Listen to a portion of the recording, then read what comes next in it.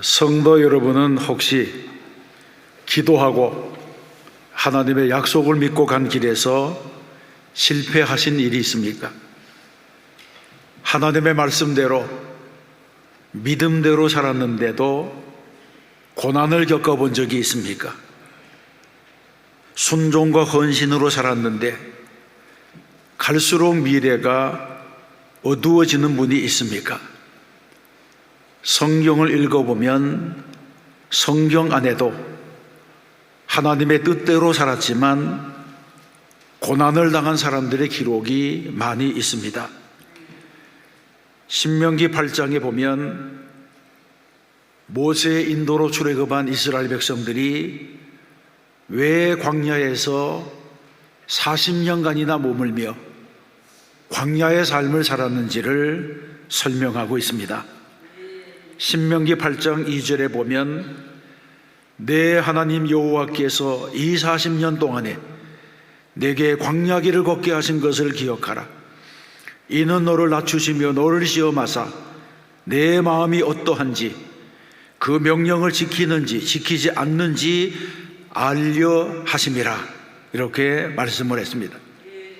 하나님께서는 광야에서 이스라엘을 시험하셨습니다. 그들에게 가나안 땅의 주인이 될 수 있는 자격이 있는지 없는지, 그들이 하나님의 말씀대로 사는지 살지 않는지를 지켜보시고 시험하셨다는 것입니다. 창세기 22장에는 아브라함이 독자 이삭을 모리아산에서 바치는 사건이 기록되어 있습니다. 하나님께서 아브라함에게 내 아들 내 사랑하는 독자 이삭을 데리고 모리아 땅으로 가서 내가 내게 일러준 한 산 거기서 그를 번제로 드리라고 하셨습니다. 여기에서 말씀하시는 내 아들 내 사랑하는 독자 이삭이라고 하는 이 표현은 하나님께서도 아브라함이 이삭을 얼마나 아끼고 사랑하는지를 잘 알고 계신다고 하는 증거입니다. 그런데 그 아들을 번제로 드리라고 명령하셨습니다. 성경에 보게 되면 이때 아브라함은 조금도 망설임이 없이 아침에 일찍이 일어나 사흘길을 쉬지 않고 걸어서 하나님이 자기에게 일러주신 곳으로 가서 즉시 단을 쌓고 그 아들 이삭을 결박하여 칼로 잡으려고 했습니다. 이때 아브라함의 순종에는 그 어디에도 망설인 흔적이 없었습니다. 이 장면은 그동안 아브라함의 믿음이 얼마나 성장했는지를 보여주는 증거가 되었습니다. 이런 아브라함의 믿음을 히브리서 11장에서는 하나님이 능히 이삭을 죽은 자 가운데서 다시 살리실 줄로 생각한지라고 했습니다. 제 가운데서라도 다시 돌려받을 것이라고 하는 믿음이 아브라함에게 있었다고 하는 것입니다. 실제로 아브라함에게는 한 가지 확고한 믿음이 있었습니다. 그것이 무엇이냐 하면 하나님의 약속은 절대로 파기될 수 없다고 하는 믿음입니다. 이미 하나님께서 아브라함에게 내 자손이라 칭할 자는 이삭으로 말미암으리라 이렇게 약속했기 때문에 어떤 방법을 통해서라도 하나님께서 이삭을 다시 돌려주시고 살려주실 것이라고 하는 믿음이 있었습니다. 여러분은 하나님께 받은 약속이 있습니까? 기도의 응답이 있습니까? 하나님께 드린 서원에 헌신이 있습니까? 그렇다면 여러분, 흔들리지 아니하는 믿음으로 승리하는 성도가 되어야 할 줄로 믿습니다. 오늘 우리가 읽은 본문의 말씀도 이와 비슷한 사건입니다. 그리 시냇가에 물이 말랐습니다. 하나님께서 엘리야에게 그리 시냇가에 숨고 거기서 그 시냇물을 마시라고 하셨는데 얼마가 지나지 않아서 그 시내가 마르고 말았습니다. 하나님께서 분명히 거기서 너를 먹이게 하리라 이렇게 약속하셨는데 마실 물이 말랐습니다. 그러면 하나님께서 약속을 어기신 것입니까? 그렇지 않습니다. 하나님께서는 엘리야를 통해서 선포하신 내 말이 없으면 수년 동안 비도 이슬도 있지 아니하리라 이 예언의 말씀을 성취시킨 것입니다. 그러면 그곳에 물이 말랐다고 하는 사실과 엘리야의 사역과는 어떤 관계가 있습니까? 첫 번째로 생각할 것은 우리가 드린 기도의 응답이 불리할 수도 있다고 하는 것입니다. 엘리야는 그리 시내가에서 하나님만을 바라보는 훈련을 했습니다. 그는 하나님과 깊은 영적인 교제 안에 들어갔습니다. 그리고 떠나라, 가라, 숨으라 하시는 하나님의 말씀에 순종해서 하나님의 때를 기다리는 훈련도 받았습니다. 그리고 그 훈련의 과정 속에서 간절히 기도했습니다. 야고보서에서는 이때 엘리야가 드린 기도를 이렇게 말씀하고 있습니다. 엘리야는 우리와 성정이 같은 사람이로되 그가 비가 오지 않기를 간절히 기도한즉 3년 6개월 동안 땅에 비가 오지 아니하고 다시 기도하니 하늘이 비를 주고 땅이 열매를 맺었느니라고 했습니다. 그러므로 3년 6개월의 가뭄과 그리 시내가에 물이 마른 사건은 모두가 엘리야의 기도와 관련이 있습니다. 엘리야의 기도가 엘리야 자신에게도 직접적인 피해를 주고 있다고 하는 것입니다. 물론 하나님께서는 다른 샘은 다 말라도 그리 시내가는 마르지 않게 하시거나 모세의 경우처럼 반석을 깨트려 물이 나게 하실 수가 있었습니다.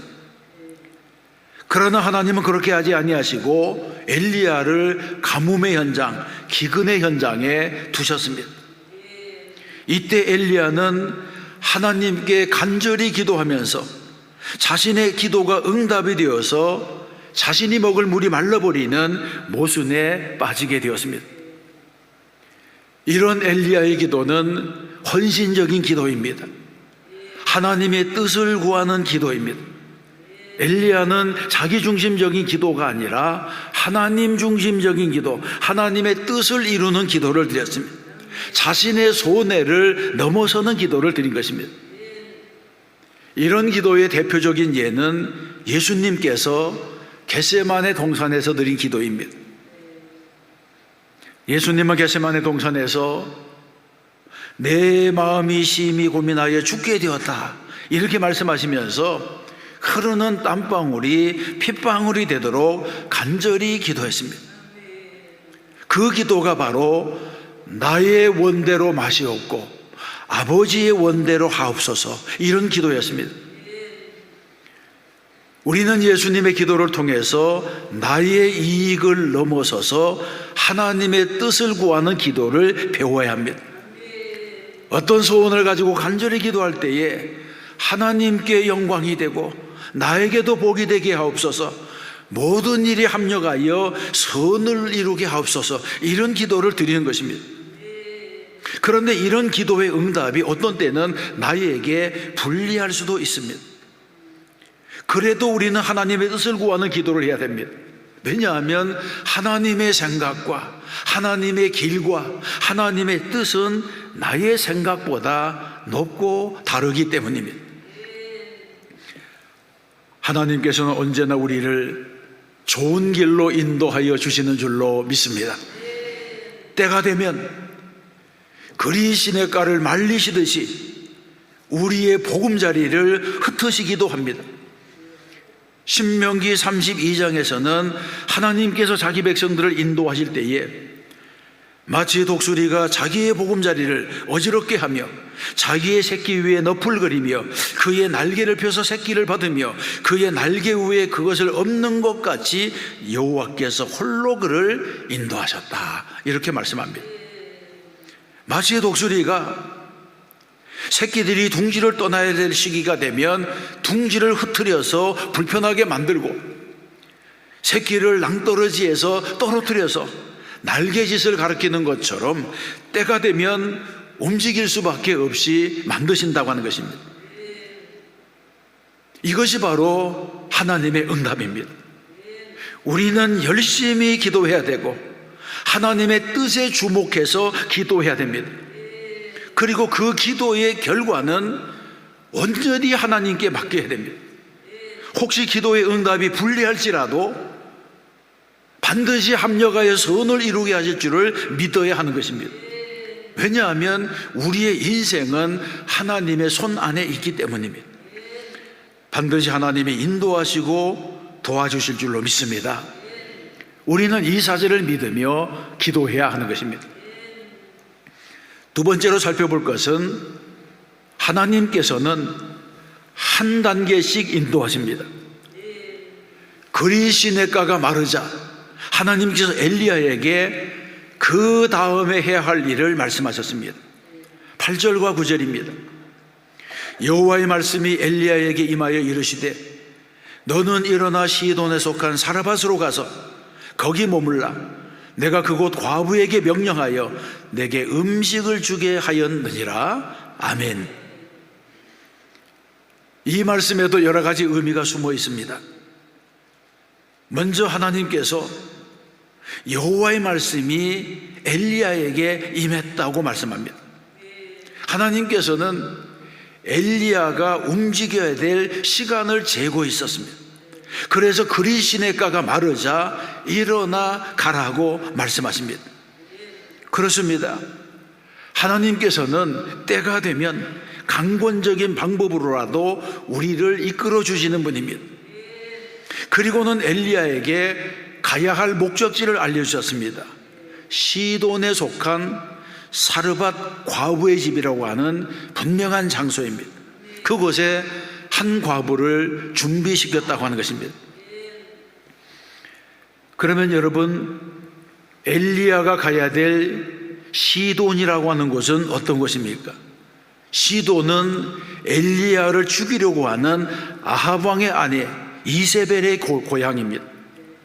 이것은 엘리야가 가야 할 곳이 안전한 곳이 아니라 자기의 목숨을 잡고 있는 이세벨의 친정 바알 숭배의 본거지라고 하는 것입니다. 이것은 마치 엘리야에게 사자 굴 속으로 들어가라고 하는 것과도 같습니다. 인간적으로는 순종하기가 어려운 명령입니다. 그럼에도 불구하고 하나님께서 그렇게 하라고 시켰습니다. 왜 그러셨을까요? 시편 31편에서는 이렇게 노래하고 있습니다.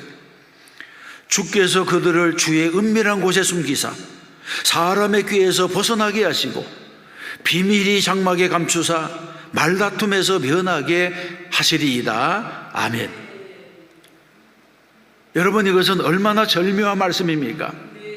하나님께서 엘리야를 이세벨의 집에 숨기신 것입니다. 이처럼 하나님께는 인간이 감히 따르지 못할 지혜가 있습니다. 그리고 엘리야는 그곳에서 하나님이 준비시킨 과부를 만나게 됩니다.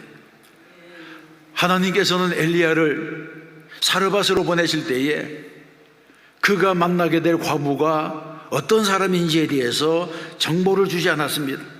이름도 모르고 성도 모르고 어디에서 어떻게 만나야 할지도 말씀하지 않았습니다. 그냥 사르밧으로 가라고 하셨고 엘리야도 묻지 않고 길을 떠났습니다. 그러면 엘리야는 자신을 공개할 이 과부를 어떻게 찾았습니까?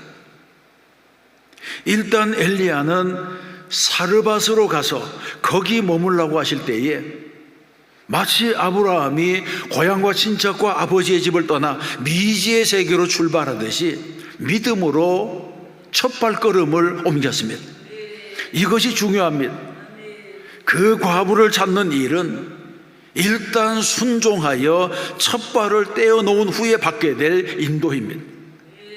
하나님의 뜻이 무엇인지 알고 싶다면 일단 내게 주어진 명령에 먼저 순종해야 합니다. 그러나 많은 사람들이 첫 발을 떼어놓기도 전에 두 번째, 세 번째 발걸음에 대한 것들을 미리 알고 싶어 합니다. 우리는 가만히 앉아서 하나님의 속을 다 헤아려 본 다음에 내 마음에 맞으면 움직이려고 합니다. 그러나 이것은 믿음이 아니라 계산입니다. 믿음이 무엇입니까? 히브리서에서는 믿음은 바라는 것들의 실상이요 보지 못하는 것들의 증거라고 했습니다. 믿음은 불확실한 미래일지라도 하나님께서 가라고 하면 움직이는 것이 믿음입니다. 우리는 믿음의 발걸음으로 하나님의 여백을 채워야 합니다. 하나님께서 우리에게 여백을 주시는 것은 우리의 믿음을 시험하시기 위해서입니다. 믿음으로 여백을 채우는 성도가 되시기를 축원합니다. 하나님은 우리를 한 걸음씩 인도하십니다. 하나님은 속성 과정이나 단기 완성반 이런 과정으로 우리를 부르지 않습니다. 하나님은 건너뛰는 것을 싫어하십니다. 서두르는 것도 원치 아니하십니다. 하나님은 차근차근 인도하십니다. 그래서 우리는 이 엘리야의 순종을 통해서 나는 날마다 한 걸음씩 떼어놓는 믿음의 행보를 하며 살아가고 있는가? 그렇지 않으면 계산에 묶여서 첫 발걸음도 떼어놓지 못하고 앉아만 있는가? 이것을 오늘 묻고 있습니다. 순종의 첫 걸음을 떼어놓지 않으면 다음 걸음을 인도받을 수가 없습니다. 순종해야지 다음 길이 열립니다. 우리는 세상을 살아가면서 용감하게 하나님의 인도하심에 몸을 맡기는 사람이 되어야 할 줄로 믿습니다. 늘 영적으로 깨어서 하나님의 뜻을 분별하는 성도가 되어야 하는 것입니다. 세 번째로 살펴볼 것은 하나님의 명령은 축복을 전제로 하고 있다는 것입니다. 사람도 없는 그리 시냇가로 인도하셔서 까마귀의 공개를 받게 하신 하나님이 이번에는 남은 양식을 먹고 죽으려고 하는 가난한 과부에게 엘리야를 보내셨습니다. 엘리야는 초면에 만난 과부에게 그릇에 물을 조금 가져다가 내게 마시게 하라, 그렇게 한 후에 내 손에 떡 한 조각을 내게로 가져오라고 했습니다. 그러자 과부가 뭐라고 대답합니까? 12절에 보게 되면 나는 떡이 없고 다만 통에 가루 한 움큼과 병에 기름 조금뿐이라 내가 나뭇가지 둘을 주어다가 나와 내 아들을 위하여 음식을 만들어 먹고 그 후에는 죽으리라고 했습니다. 비참한 현실에 대해서 말하고 있는 것입니다. 그런데 엘리야는 이 말을 듣고도 사르밧 과부에게 먼저 그것으로 나를 위하여 작은 떡 한 개를 만들어 내게로 가져오고 그 후에 너와 내 아들을 위하여 만들라고 했습니다. 과부의 비장한 대답에 엘리야는 무정한 요구를 했습니다. 가난한 과부가 자식과 함께 먹고 죽으려고 했던 가루 한 움큼, 병에 기름 조금을 가져다가 먼저 나에게 달라고 하는 것입니다. 엘리야는 가난한 과부가 먹고 죽으려 했던 마지막 양식을 달라고 요구했습니다. 너무 염치 없는 부탁을 한 것이 아닙니까? 이때 여인은 드릴 수도 있었고 안 드릴 수도 있었습니다. 여인의 자유였습니다. 만일 안 드렸다고 하면 자기 말대로 한 끼 양식을 먹고 죽었을 것이고, 드리면 14절의 말씀처럼 그 통에 가루가 떨어지지 아니하고 그 병에 기름이 없어지지 아니하리라고 한 기적을 체험하게 되는 것입니다. 그때 과부는 마지막 양식을 엘리야에게 드리는 선택을 했습니다. 마치 오병이어의 기적의 현장에서 소년이 자기가 먹을 보리떡 5개와 물고기 2마리를 주님께 드려서 5,000명을 먹이고 12광주리를 남긴 것처럼 자기 손에 있는 작은 것을 하나님께 드렸습니다. 그러자 작은 것을 드렸는데 축복이 임했습니다. 한 끼의 양식이 가뭄이 다하는 날까지 먹을 양식으로 돌아오게 된 것입니다. 여러분, 하나님께 드리는 일은 이처럼 소중합니다. 여러분의 손에 무엇이 있습니까? 하나님께서 필요로 하시는 그 어떤 것이 있습니까? 우리는 먼저 드리는 훈련을 해야 됩니다. 내 손에 있으면 하나이지만 하나님의 손으로 옮겨지면 60배, 100배가 되는 것입니다. 지금부터 작은 것부터 하나님께 드리는 훈련을 하시기 바랍니다. 헌금은 하나님께 심는 것입니다. 심어야지 추수 때에 거둘 수 있는 양식이 있습니다. 하나님께서는 과부의 작은 떡 하나를 축복의 통로로 사용하셨습니다. 하나님은 작은 것 하나라도 소홀히 여기지 아니하십니다. 아무리 미미한 것일지라도 하나님을 향한 진정한 사랑과 헌신이 서려 있으면 그 작은 헌신이 나의 믿음의 증거가 되고 축복의 통로가 됩니다. 우리는 내가 드리는 헌신을 귀하게 생각해야 됩니다. 하나님께 심는 것은 반드시 축복으로 돌아오는 것입니다. 엘리야는 위대한 선지자였습니다. 그런 엘리야가 이름도 없는 과부의 공개를 받은 것입니다. 이 과부의 헌신은 엘리야의 사역만큼이나 귀한 것이었습니다. 과부는 아브라함이 부지정에 천사를 대접한 것 같이 위대한 하나님의 종을 섬기게 되었습니다. 이처럼 세상에는 위대한 사역자들을 뒤에서 돕는 사랑과 헌신의 손길들이 있습니다. 이런 수고는 사람의 눈에는 잘 띄지 않지만 하나님께서 기억하십니다. 그래서 드린 것보다도 더 큰 축복이 임하게 되는 것입니다. 사랑하는 성도 여러분, 제가 좋아하는 경구 중에 하나님의 약속은 절대로 파기될 수 없다고 하는 말이 있습니다. 하나님께서는 우리에게 여러 가지 약속을 하셨습니다. 구원과 영생의 약속, 은혜와 축복의 약속, 속죄와 용서의 약속, 마침내 형통하게 하시겠다고 하는 약속들입니다. 그런데 하나님의 약속과 그 약속의 성취 사이에는 여백이 있습니다. 하나님께서는 그 여백을 믿음의 응답으로 채우라고 하십니다. 그런데 많은 사람들이 여백을 참지 못합니다. 그래서 지름길로 가려고 하고 편법으로 하려다가 실패합니다. 하나님께서 사명을 주셨습니까? 하나님께서 기도의 응답을 주셨습니까? 하나님께 서원의 예물을 드린 일이 있습니까? 그렇다면 하나님이 허락하시는 성공은 조금 더딜지라도 반드시 이루어진다고 하는 이 사실을 믿으시기 바랍니다. 하나님의 약속은 파기될 수가 없습니다. 하나님은 신실하신 분입니다. 하나님은 약속을 이루시는 분입니다. 중요한 것은 내가 어떻게 순종하느냐에 달려 있는 것입니다. 구원받은 성도는 하나님과 아버지와 아들의 관계로 연합되어 있습니다.